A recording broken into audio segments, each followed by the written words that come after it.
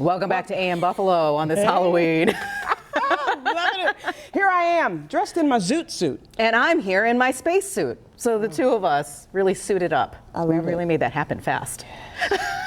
Quick changes all day today because we really want to bring it this Halloween. Yeah, this is great. This is fun. This is fun. Now we can see all the fun the kids will be having tonight. Yes, for sure. Now, as you know, we have been taking you along a number of haunted history tours. And we had so much fun doing it that we thought we would bring someone in, Mason Winfield, the gentleman that has been taking us on all of these haunted history tours himself. Yes. Thank you for joining us live on the air today.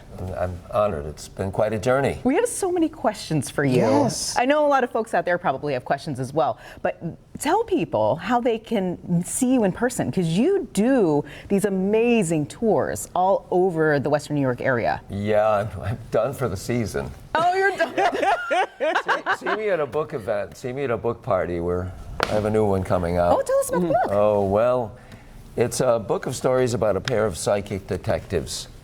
And A ghost hunter's journal. yeah, that's a proof copy. I can't. Oh. I'm just editing it. Oh, it's okay. No.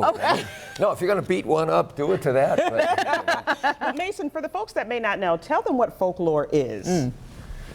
Well, folklore is sort of the historic and prehistoric paranormal. You know, it's like the paranormal, I think, is people saying or reporting things that they presume to be true, contemporary with their own lives. Folklore, I wasn't ready for this. Folklore, I think, is really much more historic, and it's not presumed to be true at all. Yeah, it's witches and wizards and goblins and stuff. What really interests me, though, is when folklore and the paranormal apparently overlap. Yeah. That to me is a fascinating point because it shouldn't happen. And when I started doing this work, I never thought it would. Now we're seeing video right now here of one of the places that you took us. This was the first place we went.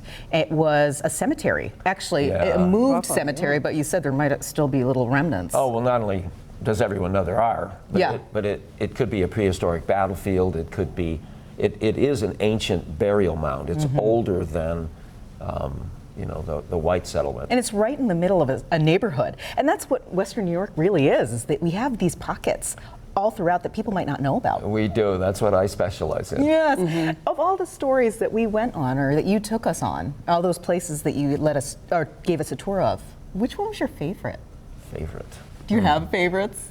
Yeah, they're usually ones that are really unique and interesting. I like them all. I'm sorry to be dull. I think every one of those sites we picked had You did a great job. Well, I had help. And you know what I found interesting was, now this was Sinking Pond. Yeah. Was as you were telling us the stories of each location, we could actually feel, Yes. you know, the history of the story that you were telling us about. I know the first one on Buffum, we saw the sign that said no digging, so we knew that there was some truth to it. But even in Sinking Pond, that one was a very calming.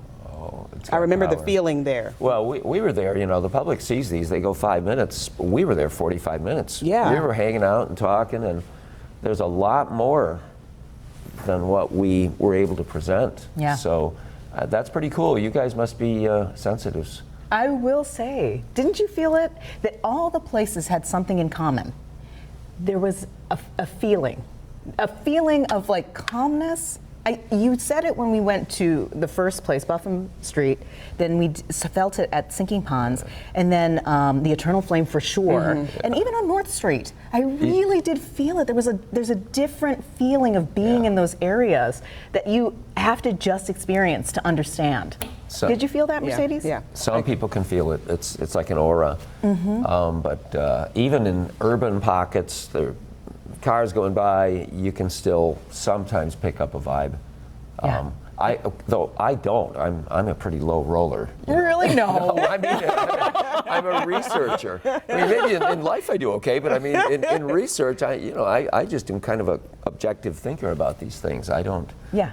I get most of my stuff from interviewing others. And this was really cool because Mike, your friend, came with us on this specific hike through Chestnut Ridge to get to the Eternal Flame.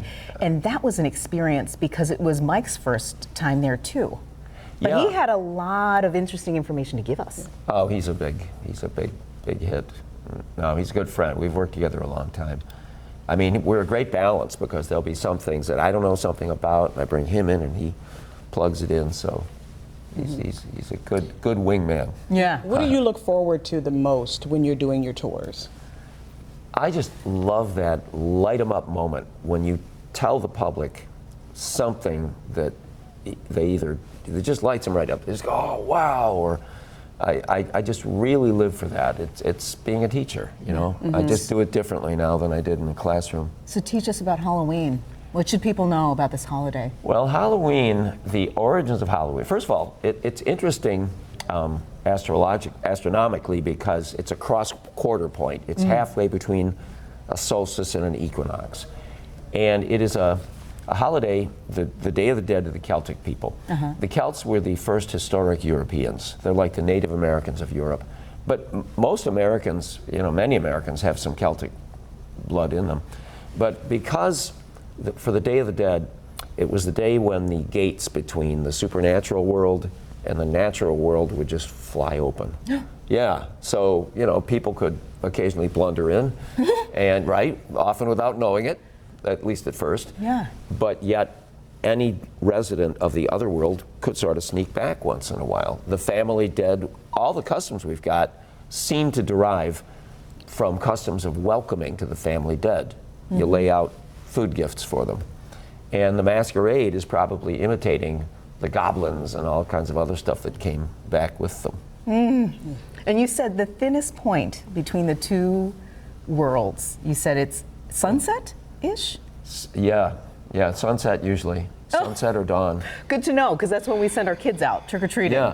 Thanks, Emily. Yeah. You'll be out with them. So in case you see anything, make sure you're reporting back to Mason Winfield. And don't get scared. Whatever you do, don't do it. Yeah, after that, don't get...